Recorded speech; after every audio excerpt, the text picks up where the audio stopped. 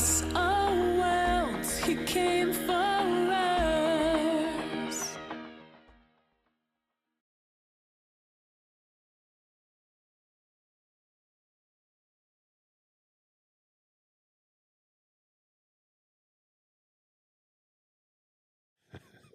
We're back. We're back. How you doing? I'm good. Doing good. Excited. Yeah. We've been hanging out the last few days as we've shot these, and it's been good, man. A bit overwhelming in a great way. Yeah. Yeah. And all in a whole lot of good ways. Yeah, it's been good. It's been good getting to know you. Yeah, we've eaten well. We've eaten well. Had ourselves a Baxter grilled steak ribeye last night. Indeed. Yes, with a little bit of libations. Just a hint there, here and there. That's been good. You've been talking about you use this phrase, you can't get there from here, and it reminded me of the first chapter. So I'm holding my book. This is Leaving and Finding Jesus. It came out last year, where I actually start the whole book off with that idea. And I was telling you a little bit about it. That idea being, you cannot get there from here. You cannot get there from here. In fact, I think that's the title of the chapter. But let me see. Yeah, I'll look it up. Yeah, chapter 1. I like reading light fiction. What we got to do is I got to get Baxter to read it and then grade me on it. Is what we'll do. Oh, I got plenty of red pens. That is the title of the first chapter. You can't get there from here. You can't get there from here. And so here's the story. All these colloquialisms, right? You wonder where they come from. Like, it's raining cats and dogs. Knock it out of the park, right? And I was hanging out with my daughter. She went on a speaking tour with me several years ago, and we were up in Western New York at a Dunkin' Donuts, and the table next to us was two guys talking, and the one guy says to the other guy, says, "You know what it's like being married? Chain yourself to a bear and kick it." And so we're sitting over here, and we hear this, and I look at my daughter and I say to her, "What kind of moron kicks a bear?" And just as quick, she goes, "Especially when you're chained to." So we get in the car and we start talking about that phrase, chained to a bear, and then we start competing with each other. Knocked it out of the park, and what's the one about horses?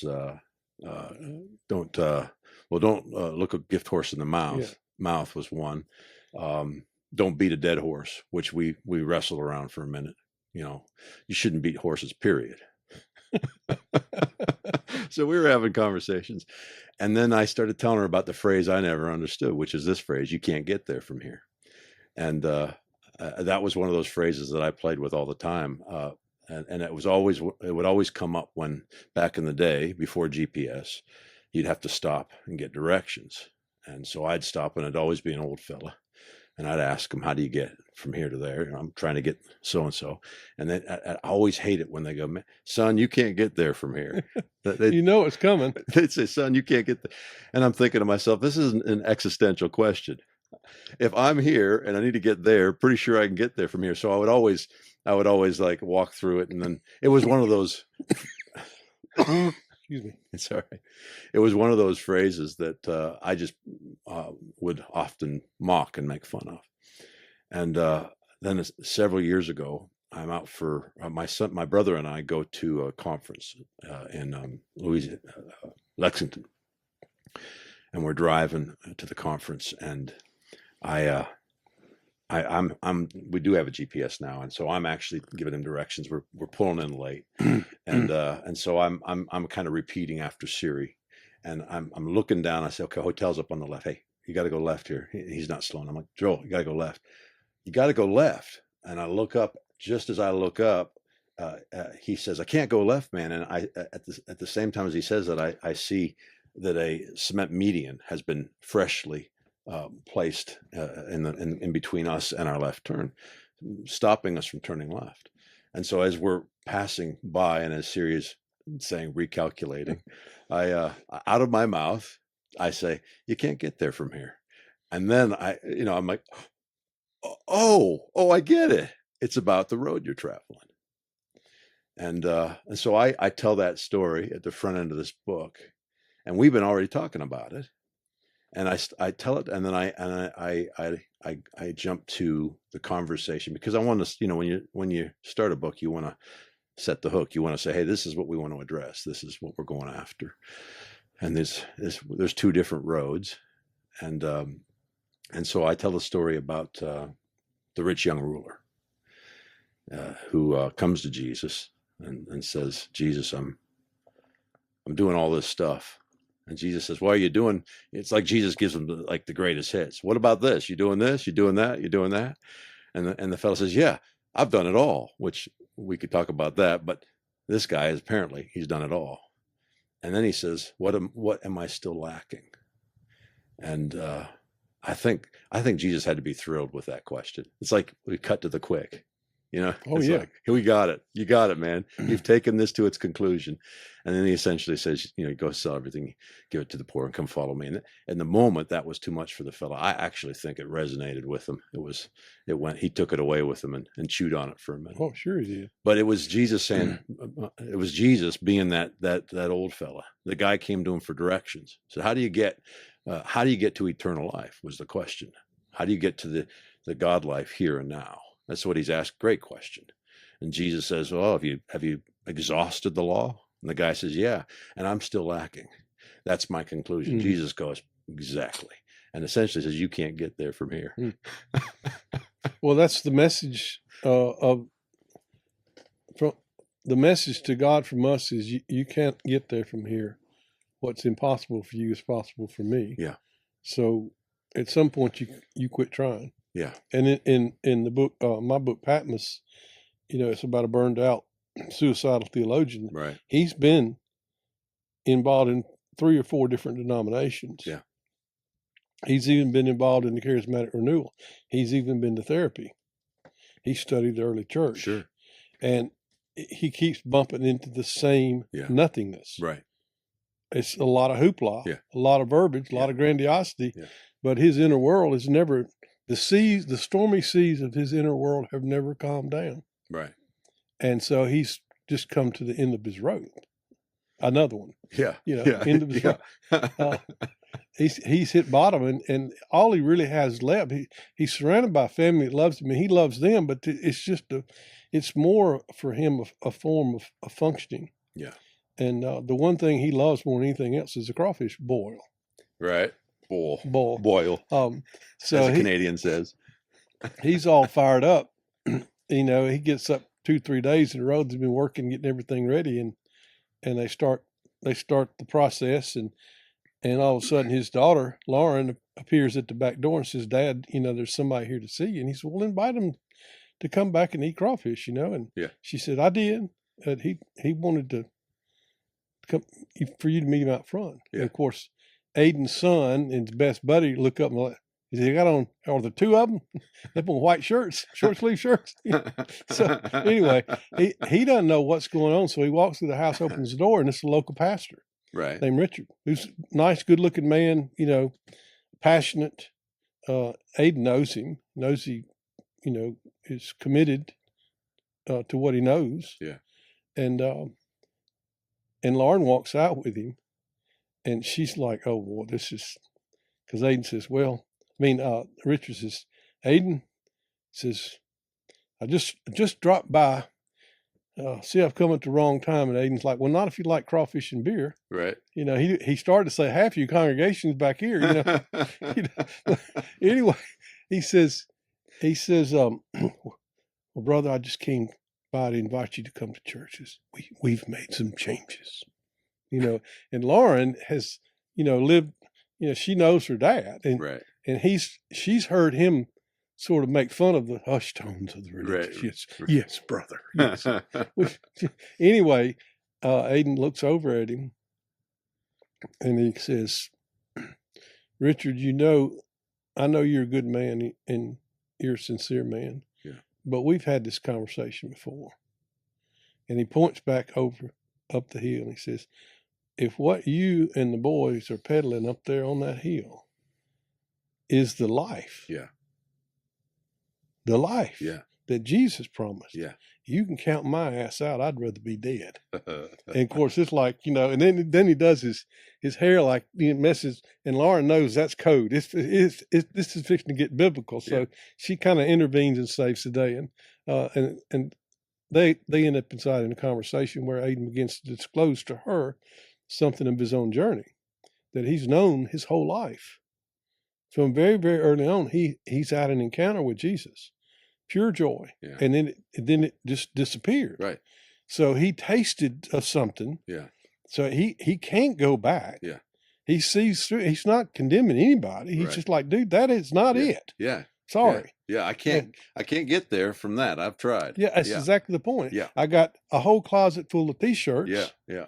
That said, I've been there, done that, read the book. I've done what you've done. Yeah. And he does tell Richard, he says, I have been in church longer than you've been alive. Yeah. So it's not my first rodeo. Man, you know how many church services I've been to, Baxter?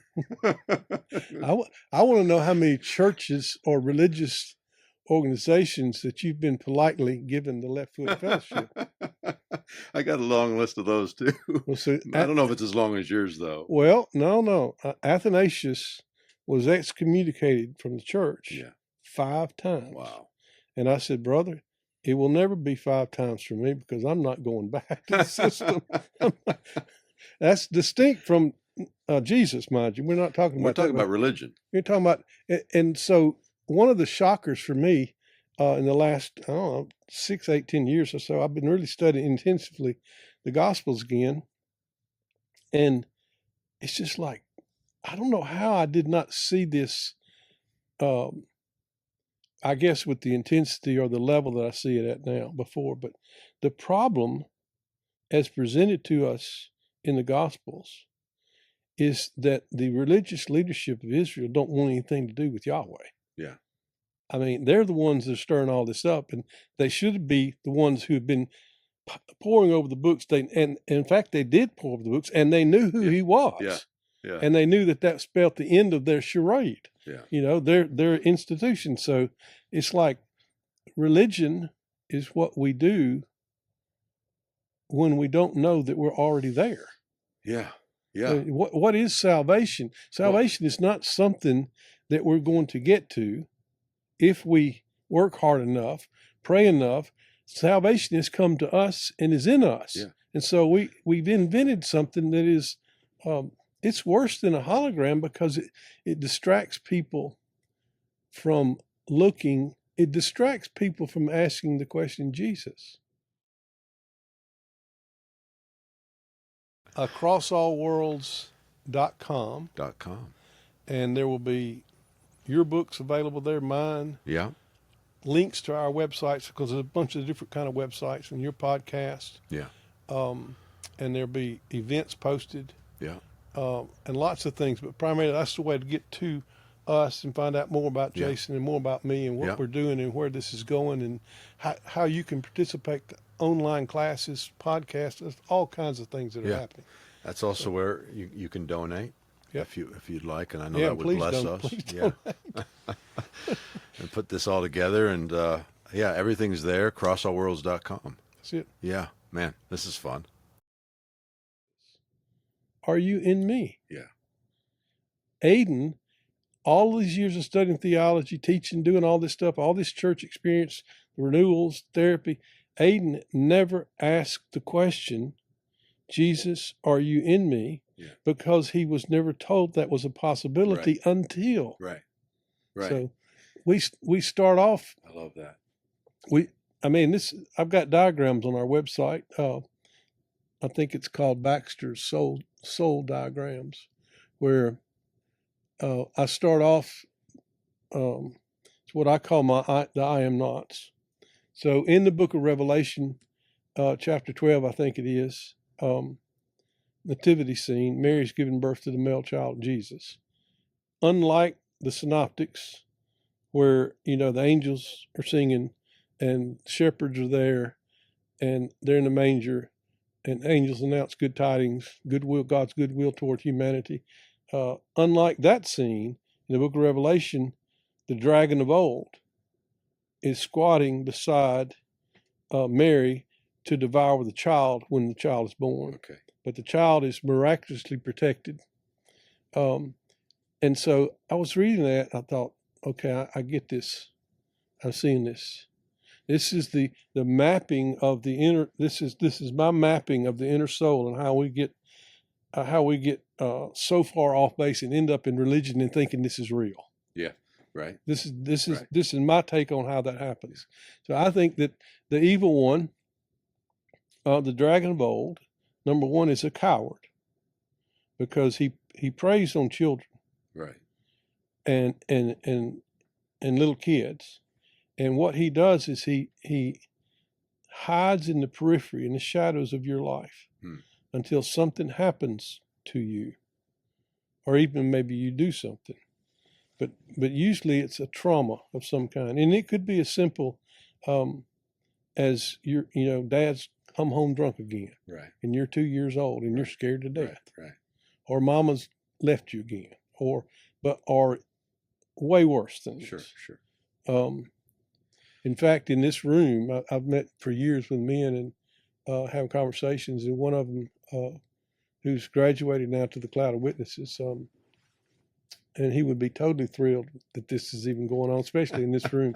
But he told me, he said, when I was 5 years old, my dad was plowing in the field behind the house, behind a mule. Yeah. And he said he whistled and did his hand like that, which meant he was wearing through his gloves and needed somebody to bring him some tape. Yeah.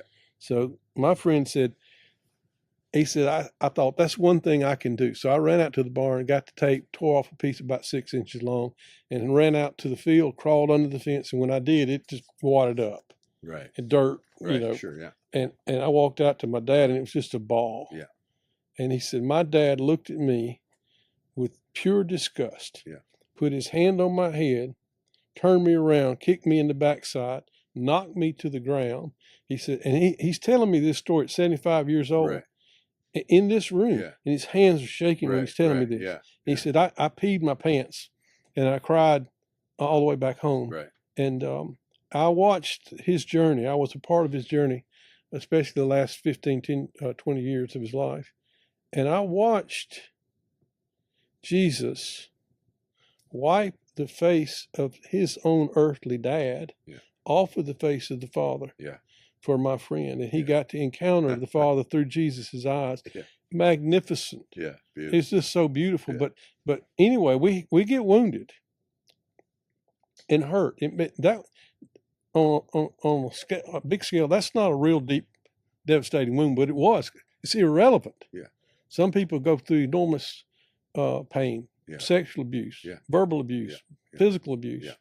Yeah. But when that happens, and we are hurt as a child, the evil one is there to pounce, and he just whispers. Yeah. And the whisper is, I am not special. Yeah. I'm not there yet. I'm not loved. Yeah. I'm not going to make it. Yeah. I am not loved. Yeah. I'm not important. Yeah.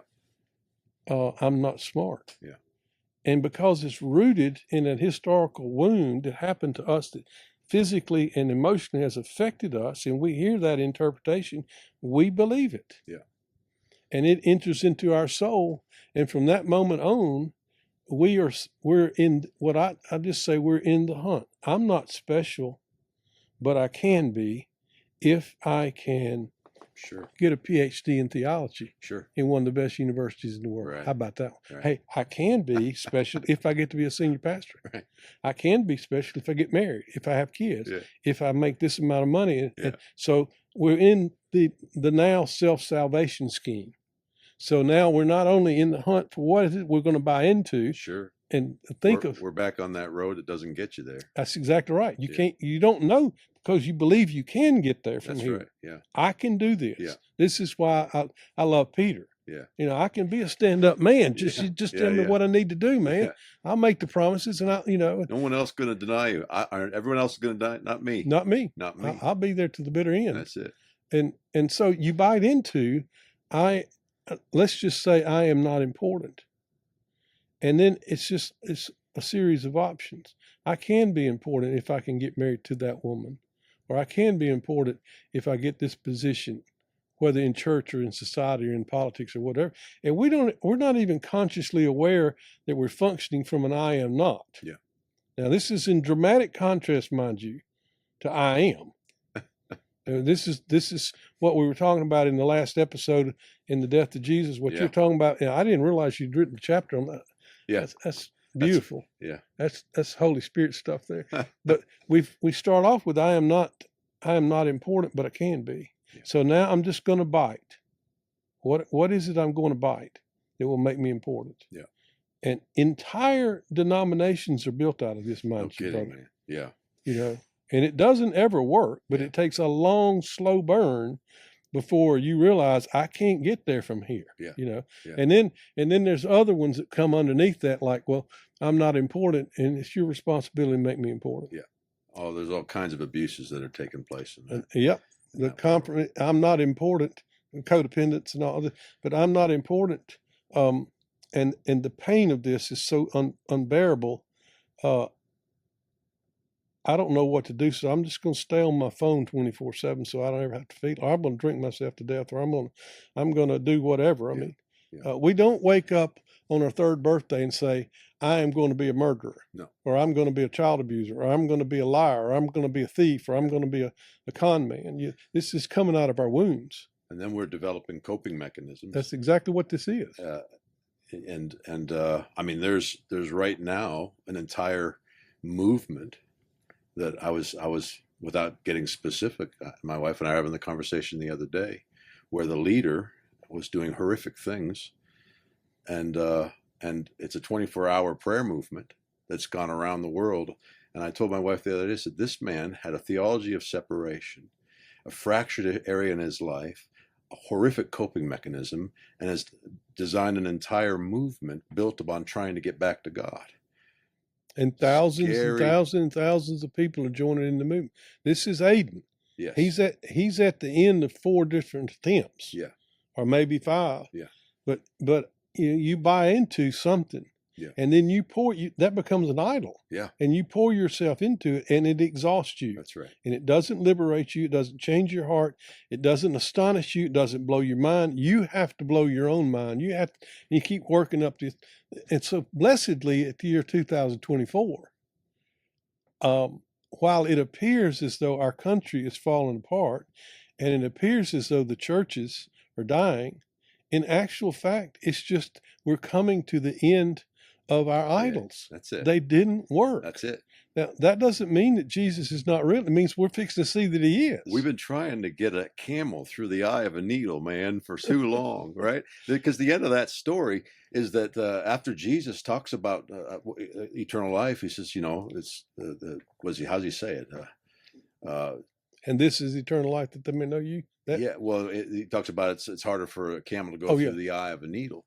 And his disciples, they come to the right conclusion. The next thing they say is, then who can be saved? I mean, that is their question, because they're thinking on the wrong road. They're literally on the wrong road, coming to the right conclusion again.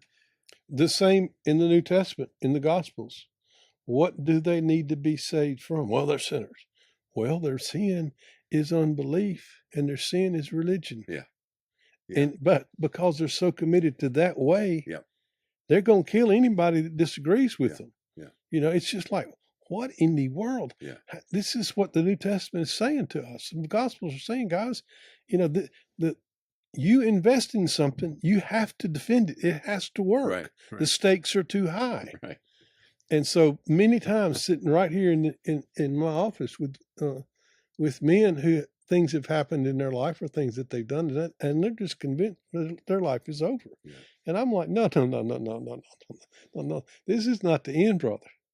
You just realize you can't get there from here. That's it. And now you can realize, I don't need to. Yes. There's another road. And that other road begins with the Father, Son, and Spirit in the divine descent into the abyss of our catastrophic delusion, where we're working the program. Right. And he's just saying at some point it's going to die. And when it does, look, you're going to see something. And then we realize the fun thing about this is you realize, I'm already there. Yeah. The revelation is, and that's that language of which is where we go in the book, is that we're living from. It's the same word. thing. Yeah, yeah, I love that. You're not living toward or to. yeah. I am not, therefore I can be if. That's it. You're living I am. I am. And that I am is not something that you make so. Our contribution to Jesus finding us in our delusion was to damn him. And that's where he is. He and the Father and the Holy Spirit are in the middle. I talk about the garbage can in our souls where we keep all our junk. Yeah. And it's rattling, and we're spending a lot of our time and energy holding the lid down because we don't want anybody to know that we got a garbage can, let alone that it's full and overflowing. Yeah. And at some point, you take the lid off and you look inside the garbage can, expecting to see all the irrefutable proof that you're born trash, you'll die trash, you're no good, you're under God's judgment and curse and damnation. Yeah. You open the trash can, look in there, you know what you find? You find the Father, Son, and Spirit. That's it. Yeah. That's what you find. I had two thoughts. The one we're going to get back to it, but the Crawfish Bowl. I've asked you before, and I already know the answer, but I'm going to ask you again because I was in Mississippi for 5 years, so I've been to a few. You suck the heads, or? I'm way more sophisticated than that, man. I'm way more. I learned from a proper Cajun lady that you just pull the top back and put your finger. That's the fat. I know. It's the crawfish fat. I love the fact that you're like, no, I eat the heads the right way. Because for me, it was, you eat that. Anyway. Bless your heart. There it is. That's a Southern way for. It can mean a variety of things. That can mean a variety of things. It's worse when they say, bless his heart. Yeah.